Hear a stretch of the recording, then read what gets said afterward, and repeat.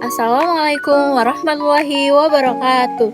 Halo semua, perkenalkan nama saya Elsa Salsabila dengan NIM 2208015243. Saya dari kelas 7E. Pada kesempatan ini saya akan membahas materi tentang memori, yaitu salah satu proses paling penting dalam psikologi yang berhubungan dengan bagaimana manusia merekam, menyimpan, dan mengambil kembali informasi. Memori berperan besar dalam pembelajaran, pengambilan keputusan, dan bagaimana kita memahami dunia sehari-hari. Melalui materi ini, kita akan membahas mengenai pengertian memori, proses kerja memori, struktur otak yang berperan, serta faktor dan teori yang menjelaskan bagaimana memori dapat terbentuk maupun hilang. Apa sih itu memori? Memori adalah kemampuan mental untuk menerima, menyimpan, dan memanggil kembali informasi. Memori membantu manusia memahami dunia, belajar dari pengalaman, dan menggunakan pengetahuan tersebut untuk membimbing perilakunya. Menurut Schlesinger dan Groves menyatakan bahwa memori adalah sistem yang terstruktur yang membantu manusia memahami dunia dan membimbing perilakunya.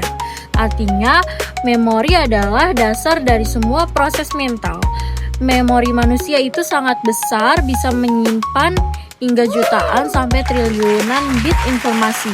Manusia terus merekam informasi meskipun tidak selalu sadar. Selanjutnya ada cara kerja memori, proses memori. Yang pertama ada encoding, perekaman. Encoding adalah proses ketika informasi dari panca indera masuk ke otak dan mulai direkam. Contohnya seperti kamu melihat saya presentasi di kelas, kemudian retina itu menangkap gambar, lalu otak menyimpan dalam bentuk informasi. Selanjutnya kayak kamu mendengarkan suara dosen di kelas, kemudian otak mengubah suara atau penjelasan dosen tersebut menjadi makna.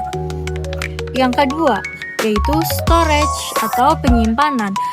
Storage adalah proses di mana informasi yang sudah direkam disimpan dalam otak untuk jangka waktu tertentu. Bisa singkat, bisa sangat lama.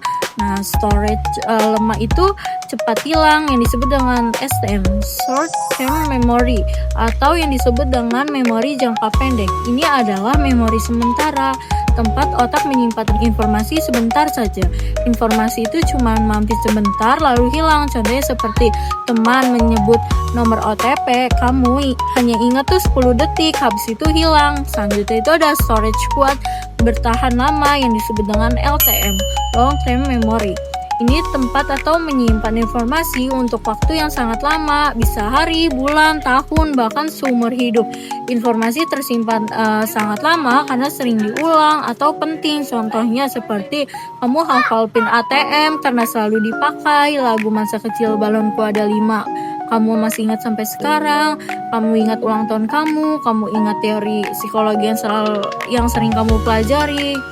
Selanjutnya ada storage otomatis.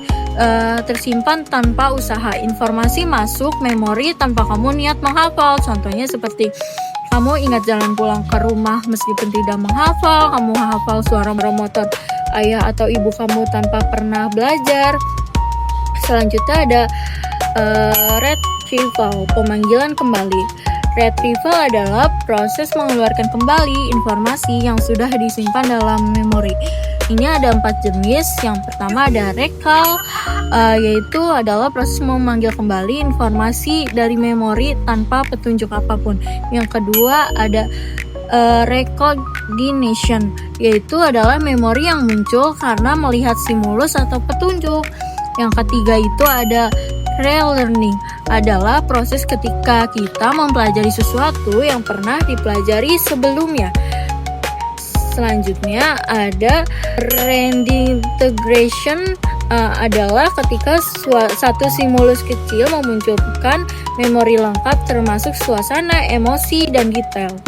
Oke, selanjutnya ada mekanisme teori memori. Yang pertama teori AUS atau discharge theory.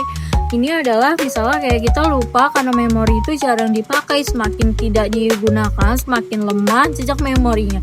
Contoh, lupa rumus matematika karena tidak pernah dipakai lagi. Yang kedua, teori interferensi. kita lupa karena memori itu saling mengganggu. Ini tuh ada dua jenis, ada proaktif, ada retroaktif. Yang proaktif ini memori lama mengganggu memori baru. Contohnya seperti terbiasa pakai password lama, jadi salah terus saat pakai password baru. Yang retroaktif itu memori baru menutupi yang memori lama. Contoh seperti setelah belajar materi baru, materi pertama itu jadi lupa.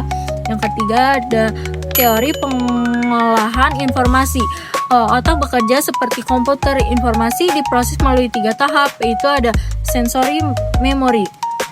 Sangat singkat, yaitu 1-3 detik. Ini tuh analoginya tuh seperti notifikasi HP yang muncul cuma satu detik lalu hilang. Kalau kamu tidak fokus ya akan hilang langsung.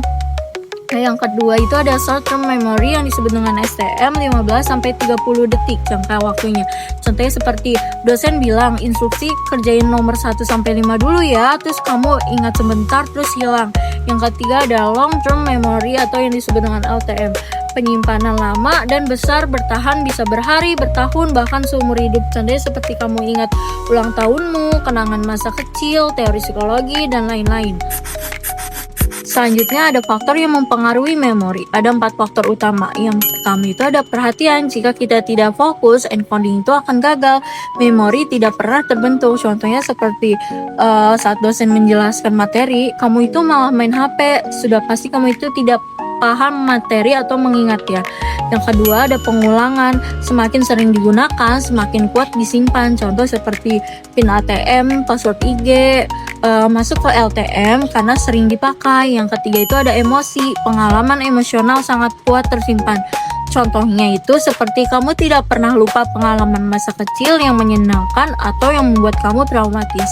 Yang keempat itu ada makna informasi. Informasi bermakna lebih mudah disimpan dibanding hafalan kosong. Contohnya seperti teori yang dipakai untuk tugas akan lebih mudah diingat daripada isi kuliah yang tidak pernah digunakan. Oke, dari semua pembahasan dapat kita simpulkan bahwa memori adalah bagian penting dari cara manusia berpikir, belajar, dan berperilaku. Melalui proses encoding, storage, dan retrieval, otak mampu menerima informasi, menyimpannya, lalu mengingat kembali ketika dibutuhkan. Struktur otak seperti hippocampus, amygdala, prefrontal cortex, dan cerebellum berperan besar dalam membentuk, menyimpan, dan mengolah berbagai jenis memori kita, baik memori baru, memori emosional, memori kerja, maupun keterampilan otomatis. Kita juga belajar bahwa memori dapat melemah atau hilang karena tidak digunakan, terganggu oleh informasi lain, atau karena cara otak kita memproses informasi. Namun, memori juga bisa diperkuat dengan perhatian, pengulangan, emosi, dan makna dari informasi tersebut. Pada akhirnya, memori bukan hanya soal mengingat, tetapi tentang bagaimana kita memahami dunia, membuat keputusan, dan bertindak setiap hari. Semoga materi ini membantu kamu memahami bagaimana memori itu bekerja dan kenapa memori sangat penting dalam kehidupan sehari-hari. Terima kasih sudah menyimak, sampai jumpa di materi selanjutnya. Bye-bye!